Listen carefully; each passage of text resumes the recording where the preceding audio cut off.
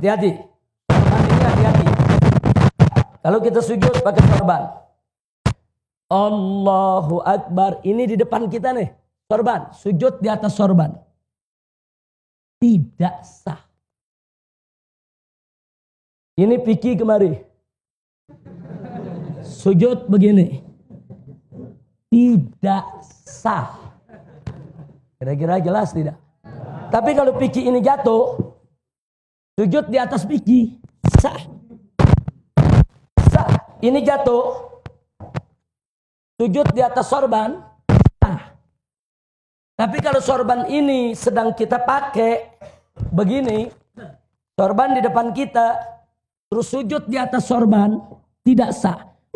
Nah, kalau Anda lagi sujud, tahu nggak sengaja ini begini, Anda udah sujud begini, turunkan aja ini. Ini turunkan, selesai. Sholat Anda sah. Paham? Jadi jangan mentang-mentang pakai sorban, ada yang sujud kadang-kadang di atas sorban. Tidak sah. Sebab kalau Anda sujud di atas sorban, sorban yang sedang Anda pakai, berarti Anda sujud di atas pakaian yang sedang Anda gunakan. Nggak boleh. Kira-kira jelas tidak? Nah, makanya sekarang bagaimana kalau orang rambutnya panjang nutup semua ini? Dia sujud. Tidak ada bagian jabahnya yang menempel di lantai. Ketutup rambut. Tidak sah. Ini jabah mesti nempel. Nah, nempelnya pun harus ada beban. Contohnya beban, andai kata. Ini tempat sujud saya tepung atau bedak. Andai kata bedak. Kalau saya sujud, saya angkat, ngejiplak, ada tanda sujud. Itu berarti saya sujud dengan beban. Ada orang sayang menjambulnya. Dia sujud, hati-hati saudara, cuma nempel begini. Ada yang begitu. Andai kata ada bedak, nggak ada tanda sujud. Tidak sah. Sujud itu bukan sekedar nempel, tapi ada beban. Nah, jadi kalau dalam kitab fikih diumpamakan andai kata ada tepung, tepung itu ada bekas cap jidat kita. Kira-kira jelas tidak? Paham? Nah, jadi sujud ada tata caranya.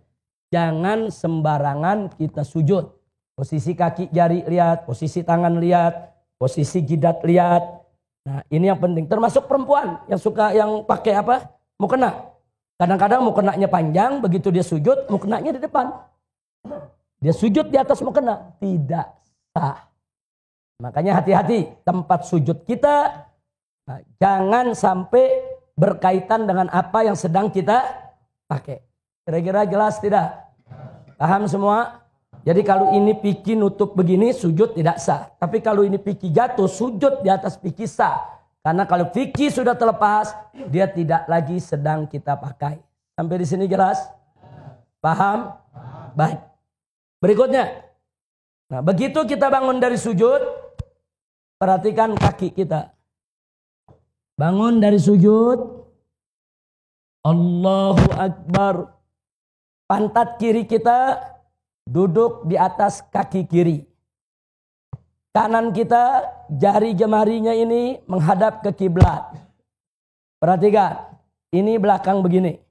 Ini namanya duduk apa nih? Ini namanya duduk apa? Iftirash. Ini duduk iftirash. Jadi tidak begini duduknya. Tidak juga begini. Kecuali bagi yang berhalangan, yang sakit, yang badannya kegemukan, yang ada asam uratnya, dia nggak bisa duduk dengan sempurna, itu lain masalah. Tapi kalau kita lagi sehat walafiat, duduk yang sempurna, duduk di atas betis kiri nih, ini telapak kaki kiri nih, ini pantat kita duduk di kaki kiri nih. Nah, beban kita ada di kiri, kaki kanan. Nah, kita lihat ini seperti ini. Jari jemari, perhatikan. Begitu kita duduk, jari jemari kita tidak megang dengkul, enggak. Jari jemari kita di atas paha, bukan megang dengkul. Di atas paha, jangan dibuka lebar. Jangan dibuka lebar, tidak mesti terlalu rapat, biasa saja. Jari jemari kita menghadap kiblat. Tanah kiblat, semua menghadap kiblat, kita punya jari. ujung jari sejajar dengan ujung dengkul kita. Jadi bukan di atas dengkul, tapi di atas paha ujung ini. Seperti ini. Nah, jadi ini kaki kita seperti ini, belakangnya, depannya seperti ini. Sampai di sini jelas tidak? Kemudian kita sujud, sama seperti itu. Nah, setelah sujud, kita akan berdiri. Nah, dalam mazhab Syafi'i, saat kita mau diri, nah, ada sunnah untuk kita, yaitu duduk sejenak istirahat.